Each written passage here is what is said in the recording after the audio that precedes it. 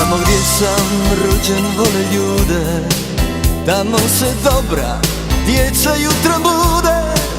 Tamo ih brižne majke uvijek uče na ljubav i mir.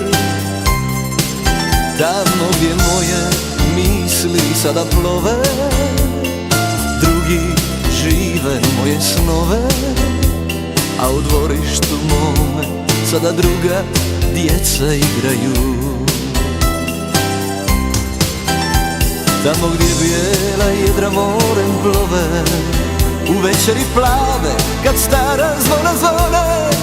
Tamo gdje ljudi nedjeljom na misu uvijek odlaze.